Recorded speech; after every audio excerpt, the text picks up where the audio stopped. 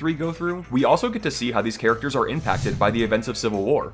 After all, Scott did steal the Ant-Man suit he used in the airport fight without telling anyone. This not only got Scott arrested, but also made Hope and Hank fugitives by association, rightfully making them lose trust in Scott. What? Like, yeah, if my girlfriend blew up an airport while dressed in my suit, I'd be a little pissed too.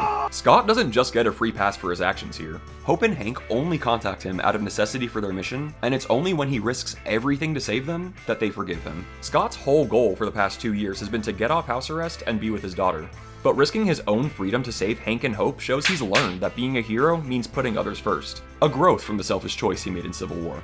Continuing with our cast, unlike a certain other Ant-Man movie that will remain nameless and most certainly doesn't rhyme with Quantumania, but unlike that movie, Ant-Man and the Wasp remembers that Ant-Man has a supporting cast. Luis and the rest of Scott's heist gang are back, mostly providing comedic relief. But welcome comedic relief.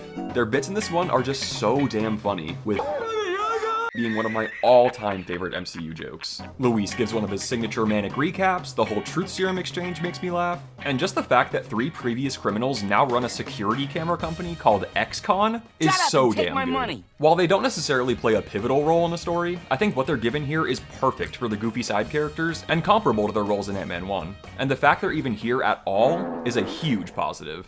On top of the returning characters, we're now introduced to Sonny Birch, a corrupt businessman who wants to sell Hank Pym's creations on the black market, Bill Foster, an ex-associate of Hank Pym who turns out to be working with Ghost, the film's primary antagonist. We also have Janet Van Dyne, Hank's wife, who's been trapped in the quantum realm for 30 years, and the GOAT Jimmy Woo, baby, woo!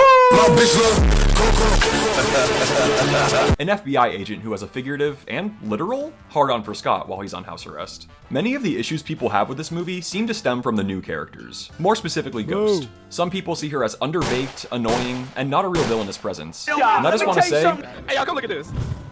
I honestly believe Ghost is super misunderstood, and actually a pretty layered antagonist. I want to start with her backstory because I think it actually works and makes her really sympathetic.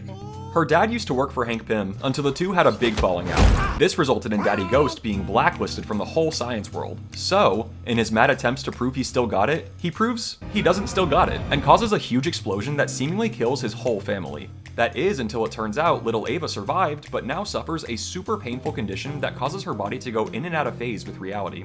She's then taken in by S.H.I.E.L.D., who trains her as an assassin in exchange for a cure that ultimately never came. Since S.H.I.E.L.D. collapsed in Winter Soldier, she's now taken that mission into her own hands through whatever means necessary. Her motivations for stealing the lab in this movie boil down to using it to fix her chronic, painful condition. She's not evil, but broken and in pain. In terms of MCU villains, she has a lot more depth than characters like Yellow Jacket from the first Ant-Man and the leader in Raging World, because in her eyes,